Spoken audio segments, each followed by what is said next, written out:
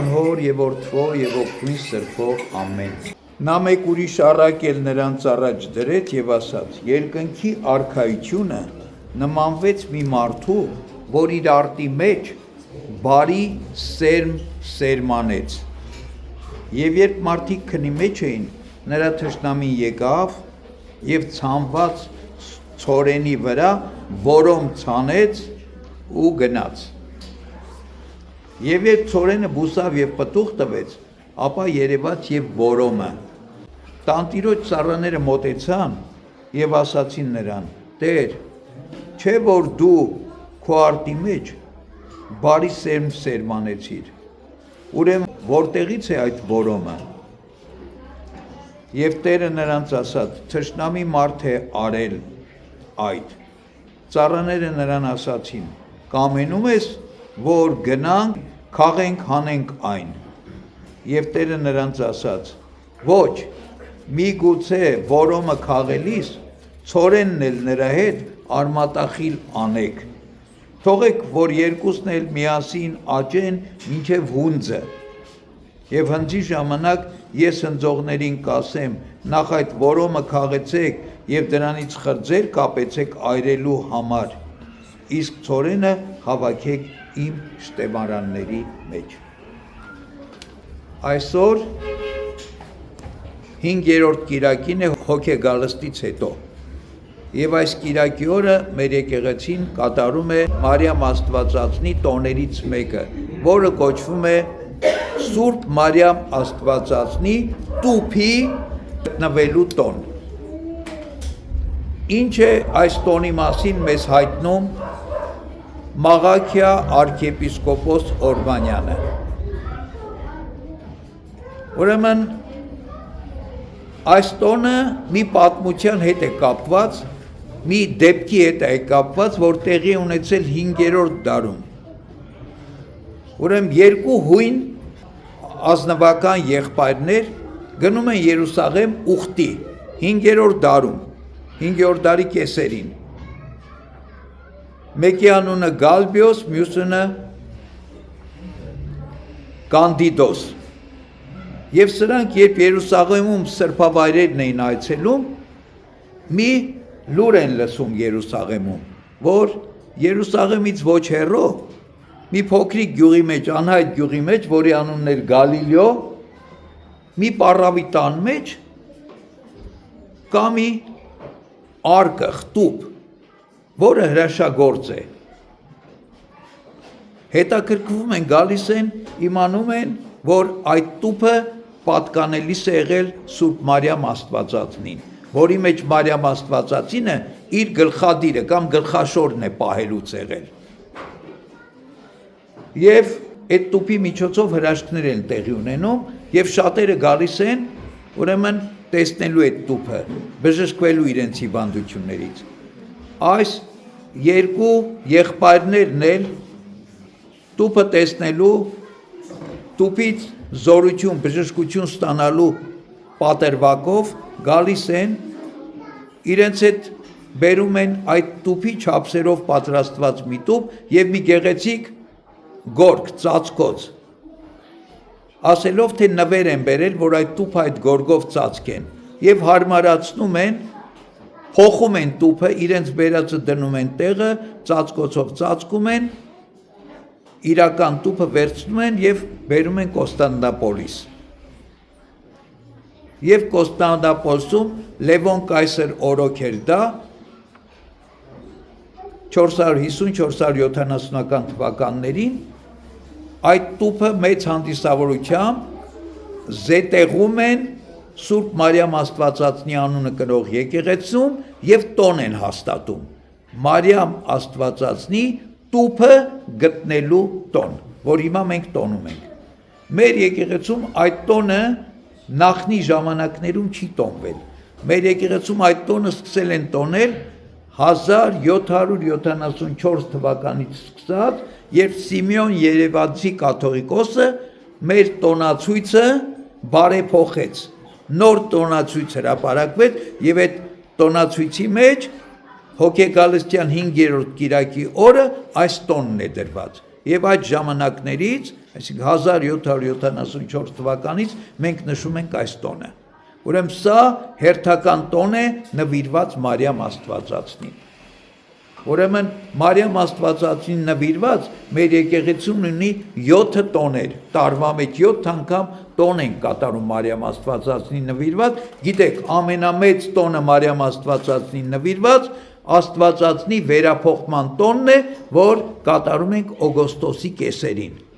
Այդ ժամանակ նաև խաղողի օրհնություն ենք կատարում, ասում ենք խաղողորտնեք, բայց տոնը խաղողորտնեք չի, տոնը Մարիամ Աստվածածնի վերափոխմանն է,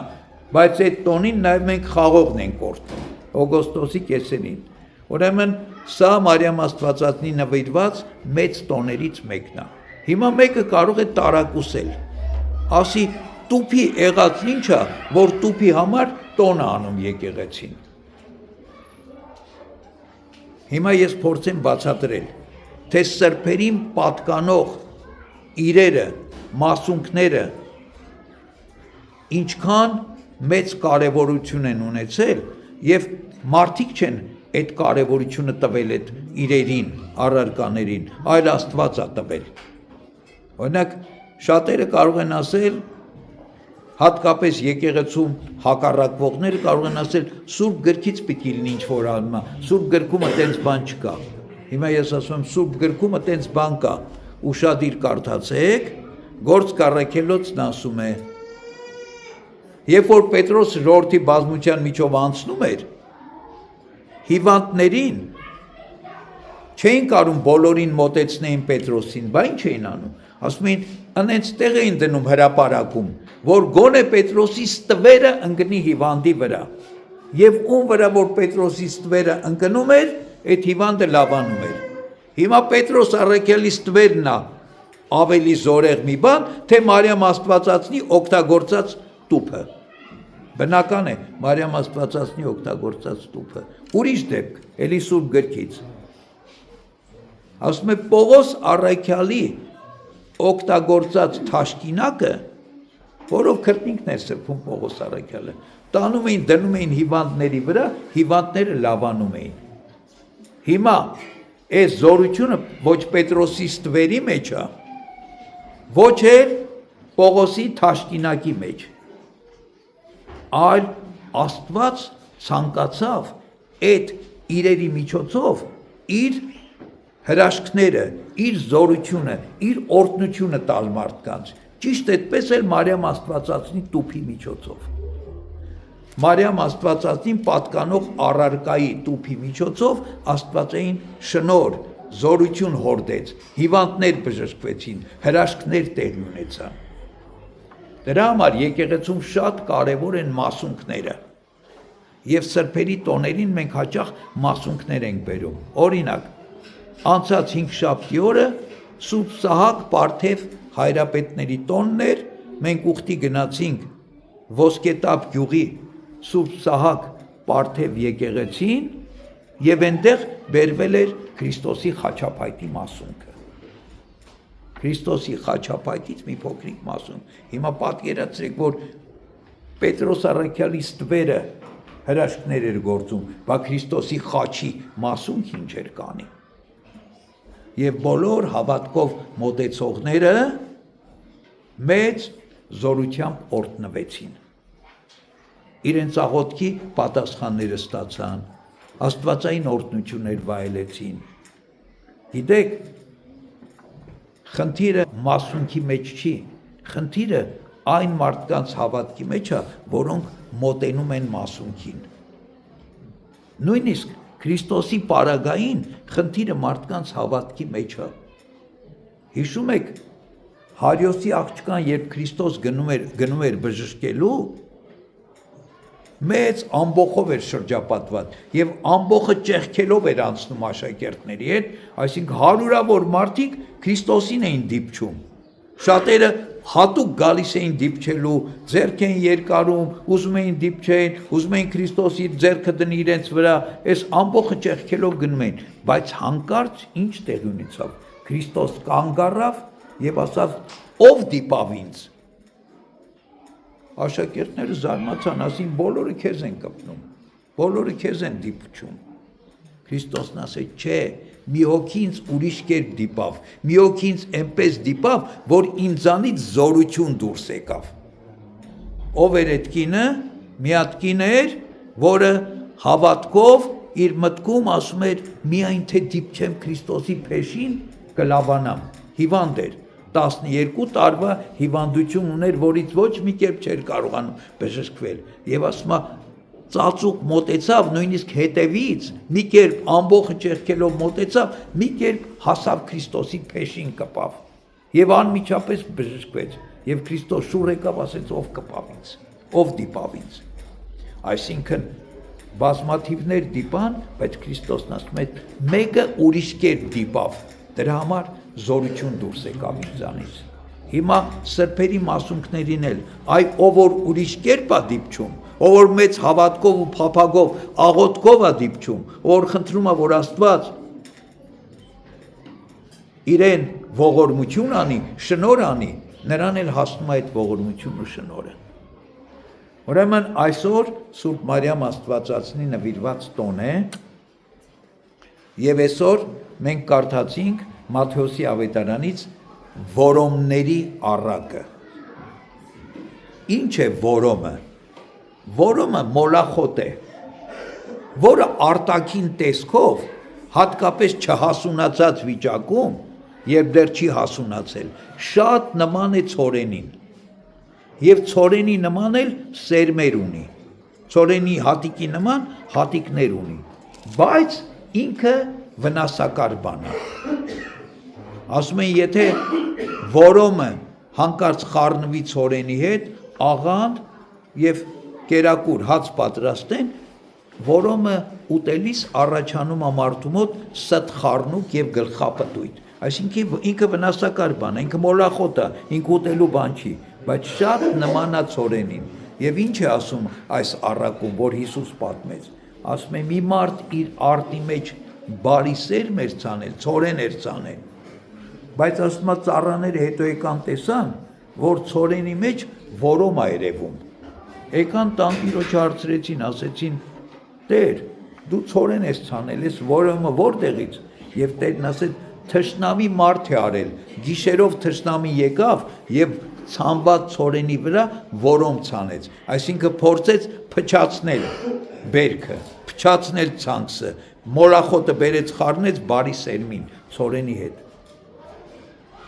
Եվ ինչ էր ասում, աշակերտներն ասեցին, Տեր, թույլ կտաս, գնանք որոմը քախանենք, ցորենի միջից հանենք։ Տերը ասեց ոչ։ Բացատրեց թե ինչու ոչ, ասեց, որովհետև որոմը քախանելուց կարող է ցորենն էլ հետը հանեք, այսինքն որոմը շատ նման էր ցորենին, կարող է ցորենի մի մասը որոմի տեղ դնեք հանեք, բացի հետ էլ ովքեր այգեգործությամբ զբաղվել են, միշտ գիտեն, որ քախան անելուց միշտ քախանի հետ բարի սերմը կամ բարի բանն էլ մեկ-մեկ դուրս է գալիս հետը։ Եվ Տերը թույլ չտվեց, ասեց թող մնան, երկուսը իրար հետ աճեն, մինչև հնձի ժամանակը։ Հնձի ժամանակ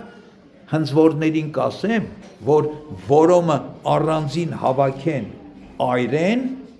իսկ ցորենը հավաքեն իմ շտեմարանների մեջ։ Այսպիսի մի առակ պատմեց Քրիստոս։ Եվ հետո աշակերտները հարցրին, ասեցին, ինչ էր այդ առակը, եւ նույն ավետարանում Քրիստոս այս առակի բացատրությունը տվեց։ Մի քիչ հետո, մի թերթ հետո ավետարանում ասում է. Այն ժամանակ Հիսուս արձակելով ժողովրդին տուն եկավ, աշակերտներ մոտեցան նրան եւ ասացին. մեկնիր մեզ համար արտի որոմների առակը, բացատրիր։ Եվ նա պատասխանեց եւ ասաց. այն, որ սերմանում է բարի սերմը, մարդու որդին է։ Այսինքն ցորեն ցանողը բարի սերմն էր ցորենը, մարդու որդինով է մեր Տեր Հիսուս Քրիստոս։ Իսկ արտը այս աշխարհն է։ Բարի սերմը նրանք են, որ արքայության որդիներն են։ Իսկ որոմը չարի որդիներն են։ Եվ թշնամին, որ այն ցանեց, սատանան է։ Հունձը այս աշխարհի վախճանն է։ հնձողները հրեշտակներն են։ Ինչպես որոմը հավաքում են եւ կրակի մեջ այրում, այնպես կլինի այս աշխարհի վախճանին։ Մարդու որդին, այսինքն Տեր Հիսուս Քրիստոս, կուղարկի իր հրեշտակներին եւ նրանք կհավաքեն նրա արքայությունից բոլոր գայթակղությունները եւ նրանց, որոնք անօրենություն են գործում, եւ կգցեն նրանց բոցավառ հնոցի մեջ, հավիտենական տանջանքի, հավիտենական հրի մեջ։ Այնտեղ կլինի լաց եւ ատամների կրճտում։ Այն ժամանակ արդարները երկնքի արքայության մեջ կծակեն ինչպես արեգակը, ով լսելու ականջ ունի, թող լսի։ Ուրեմն մեր Տեր Հիսուս Քրիստոս այսպես բացատրեց այս առակը, այսպես մեկնեց։ Հիմա հարց առաջանում։ Ուրեմն ամբողջ աշխարհի մեջ բոլոր մարդիկ երկու մասի են բաժանվում։ Մի մասը բարի սերմ են ցորենի նման, մի մասը չարի սերմ են որոմի նման։ Բա ո՞նց ենք իրարից տարբերակելու։ Լավ, հələ մարդկանց թողնենք, ես հիմա ինչ եմ, ցորեն եմ թե որոմ եմ։ Ամեն մեկս այս հարցը մեզ պիտի տանք։ Եվ պիտի փորձենք այս հարցի պատասխանը ստանալ։ Ինչպես պիտի հասկանանք, մենք ցորեն ենք թե որոմ ենք։ Եթե մենք մեզ սերմանել է Քրիստոս, եւ մենք մնացել ենք Քրիստոսի սերմանածի մեջ, եթե մենք մնացել ենք Քրիստոսի պատվիրանի մեջ, Քրիստոսի ավետարանի մեջ, մենք մեր կյանքով փորձում ենք Քրիստոսի կամքը իրագործել, Աստծուն հաճելի ապրել, Աստծո պատվիրանի մեջ ապրել, ուրեմն մենք որոմ չենք, ցորեն ենք։ Եթե մենք Աստծո պատվիրանին հակառակ ենք ապրում, եթե մենք Աստծո պատվիրանները խախտելով ենք ապրում, ուրեմն մենք ցորեն չենք, որոմ ենք։ Հիմա Հովհան Ոսկեբերյանը հետաքրքիր բան է ասում, այս առակը մեկնաբանելուց, ասում է Սատանան ինքը նախաձեռնող չի, Սատանան ինքը ոչ մի բան չի անում, Սատանան սպասում է, որ Աստված մի բան անի, որ ինքը դրա հակառակը անի, դրա համար Սատանա բառը հենց կոչվում է հակառակորդ, այսինքն Աստծուն հակառակվող։ Ուրեմն Սատանան ինքը բան չարեց, սպասեց, հենց որ Աստված բարի սերմը ցանեց, ինքը գնաց որոմն դրա վրա ցանեց, հենց որ Աստված Ադամին ասեց, ամեն ինչ կուտես, մենակ ես արգելված ծառի պտուղը չուտես, ինքը գնաց սկսեց հակառակը համոզել Ադամին, ասեց չէ, Աստված քեզ խաբել է,